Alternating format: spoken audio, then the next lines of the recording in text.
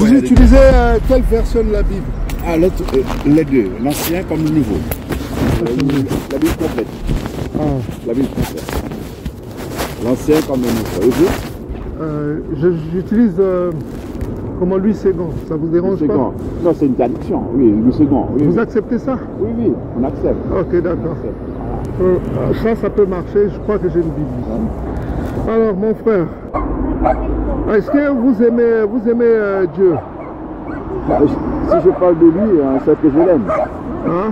Si je parle de lui, c'est que je l'aime. Ok, vous prenez votre Bible? Ou bien je lis ma Bible? Ah oui, oui. Vous pouvez lire. Ok, donc nous sommes dans Sophonie chapitre 3. Non, nous allons d'abord Deutéronome chapitre 32. Ouais. Deutéronome chapitre 32. Deutéronome chapitre 32, verset 26. Verset 26, qu'est-ce qu'il dit? Ouais, ça c'est l'archange qui parle à Moïse. Hein? Parce que Moïse n'a pas rencontré Dieu, il a rencontré un archange. Non, non, il peut pas, il pouvait pas. Nous les humains, on peut pas rencontrer, on peut pas voir Dieu. Voilà, voilà, son archange, c'est l'acte des apôtres, c'est un ange qu'il a. Ouais. L'ange qui a parlé. Bon, regardez ce qu'il dit, qui porte le nom de Dieu. Hein? Okay. Il a d'autres noms, l'Éternel c'est... Voilà. Donc on dit ici. Oui, vas-y, j'écoute. Voilà. Allez-y, allez-y. Donc nous sommes Deutéronome 32, verset 26. Attends. Je voudrais dire que je les emporterai d'un souffle. Ouais. Il parle de son peuple.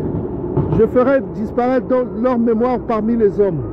Comme je ferai disparaître leur mémoire d'entre les hommes. Parmi les hommes, oui. Pourquoi il a dit ça? Non, il a dit ça parce que les hommes ne se souviendront plus d'eux parce qu'ils l'ont rendu jaloux. Hein. Mais pourquoi ils l'ont rendu jaloux? À cause de leur idolâtrie, tout ça comme ça. Parce que leur idolâtrie, ils les avaient demandé de ne pas suivre les chemins des Cananéens, des Égyptiens.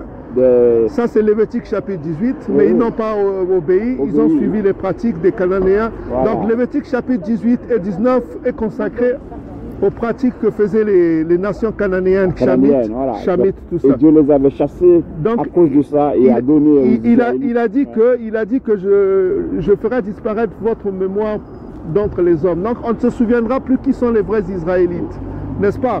Maintenant, qu'est-ce qui se passe? Maintenant, on va voir le dernier livre de la Bible. Qu'est-ce qui est dit? On va lire Apocalypse chapitre 2, verset 9. On dit ceci. Je connais ta tribulation, il parle de son peuple. La tribulation, c'est des souffrances subies. Hein?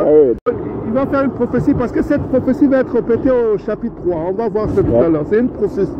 Il dit ceci, je connais ta tribulation en parlant de son peuple. Ta pauvreté, bien que tu sois riche, hein, c'est entre parenthèses, et les calomnies, c'est-à-dire les insultes, tout ça, de la part de ceux qui se disent Yaoundé, juifs, hein, et qui ne le sont pas, mais qui sont une synagogue de Satan. Donc ça c'est une première. Maintenant, voilà, donc il y a un peuple qui se dit partout qu'ils sont juifs, mais pour Dieu ils ne le sont pas, ils sont une synagogue de Satan. Maintenant on va voir que c'est prophétique. Pourquoi? Parce qu'on va parler maintenant au futur. Au chapitre 3, verset 9, on va voir que c'est le futur. On dit 3 verset 9. 9 dit quoi? Voici je te donne ceux de la synagogue de Satan, toujours ceux qui se disent juifs, ceux-là qui se disent juifs, Yaoundé, et qui ne le sont pas, mais qui mentent. Non, parce que pourquoi maintenant? Maintenant il dit, voici je le ferai venir se prosterner à tes pieds pour et connaître que je t'ai aimé. Ben, qui est aimé de Dieu? Son peuple là qu'il avait... Voilà, ça c'est Romains chapitre 9, verset 13, non? J'ai aimé Jacob et j'ai haï qui? Ésaü, non? Donc il parle de Jacob. Donc je vais vous répondre. Donc nous sommes dans Ésaïe chapitre 66. Ésaïe 66, une autre prophétie. Pour répondre à votre question, Ésaïe 66, il dit, ils amèneront tous vos frères de Jacob, quoi, du milieu des nations, en offrande à l'Éternel. Et sur les chevaux, tout ça. À Jérusalem, dit l'Éternel, comme les enfants d'Israël apportent leurs offrandes dans un vase pur à la maison de l'Éternel. Donc les enfants d'Israël vont apporter les offrandes dans un vase pur à la maison de l'Éternel. Maintenant la question qui se pose, ça c'est la maison de l'Éternel, c'est-à-dire le royaume, la nouvelle Jérusalem qui va venir.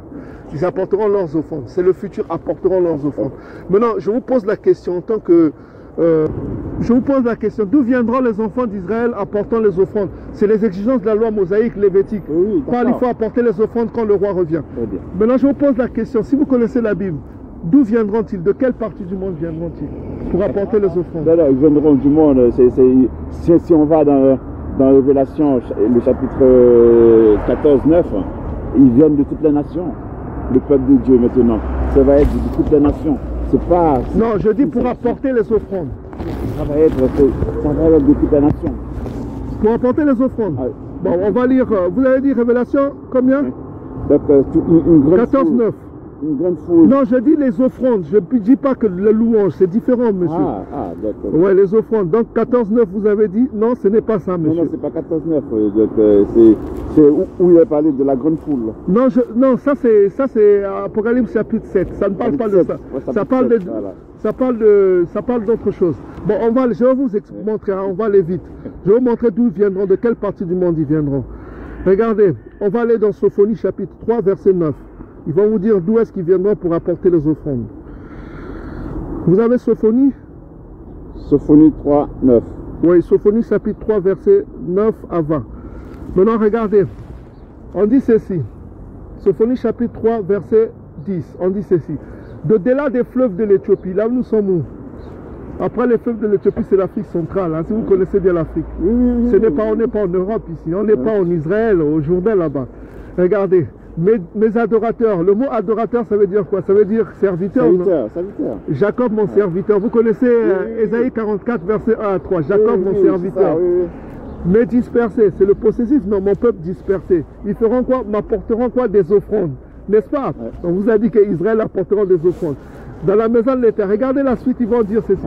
En ce jour-là, tu n'auras plus à avoir honte de toutes les actions par lesquelles tu as péché contre moi. Le péché, c'est quoi? C'est la transgression de la loi dans 1 Jean chapitre 3, verset 4. Hein?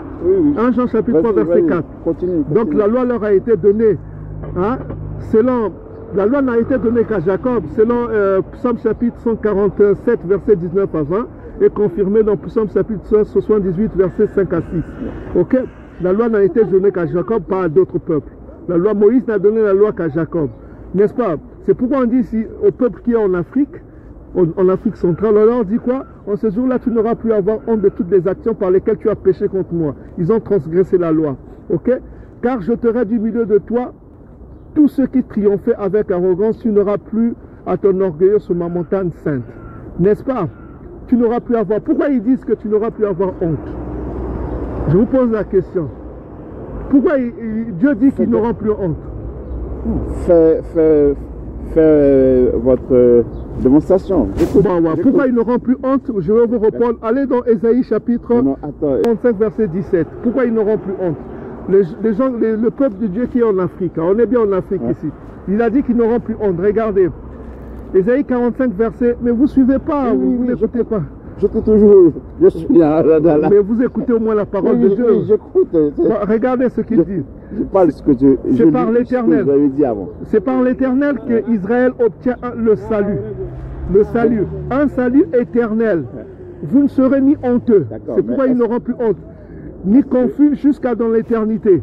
Voilà, c'est ce qu'il dit. Bon, pourquoi? Parce qu'ils n'auront plus honte, parce qu'il va leur accorder un salut éternel. Vous pensez que Dieu qui n'est pas un Dieu partial, il va faire qu'un seul groupe de personnes qui viennent vers lui? Non, je finis d'abord.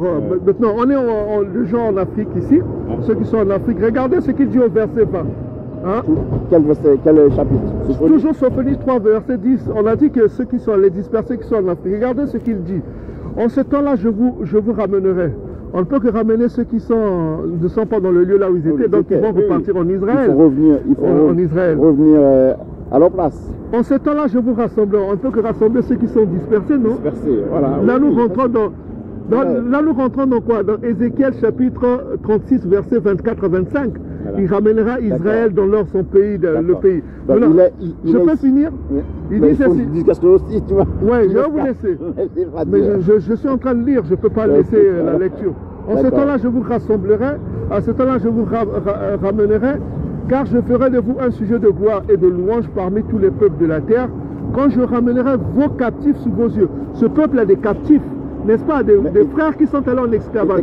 Je vous pose une question. Est-ce que ceux qui se disent juifs actuellement, ils ont des captifs?